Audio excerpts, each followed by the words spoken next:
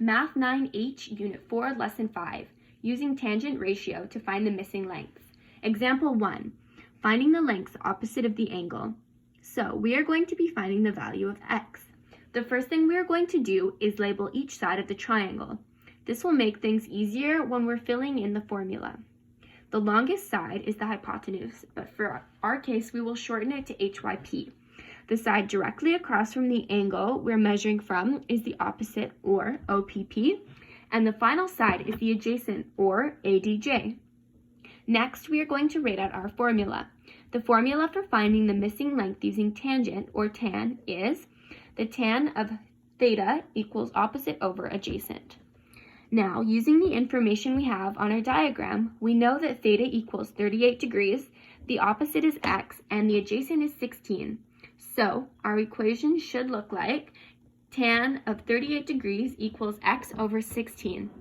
The way we solve this question is the same as in our solving equations unit earlier in the year. We need to isolate the variable. In simpler terms, this means we must get x alone on one side of the equal sign. In order to do this, first we must multiply both sides by 16. The reason we do that is because in order for two terms to cancel, they must be opposite, and in this equation, the 16 is dividing.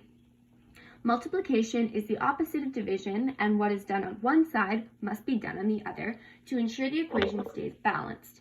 The 16s cancel, leaving x alone, but we're not done. This is because we must also multiply 16 by the tangent of 38 degrees, giving us 12.5.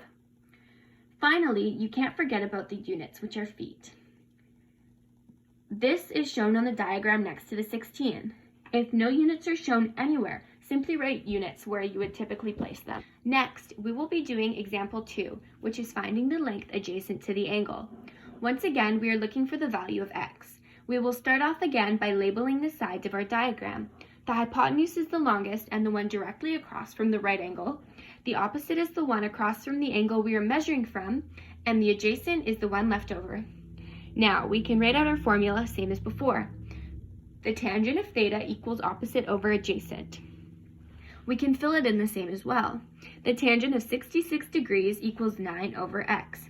Because the variable is now the denominator, we are trying to isolate it. We need to multiply both sides by x. This gets rid of the x on this side and moves it over to the other side, leaving 9 all alone.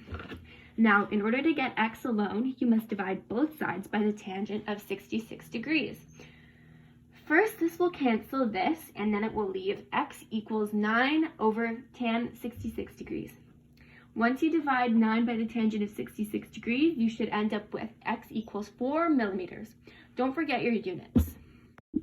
Finally, we will be doing a word problem. Dave sees a tree in the distance and wants to know how tall it is. He notes that when he stands 50 yards away from the tree, the angle of inclination from the ground to the top of the tree is 26 degrees. How tall is the tree to the nearest yard?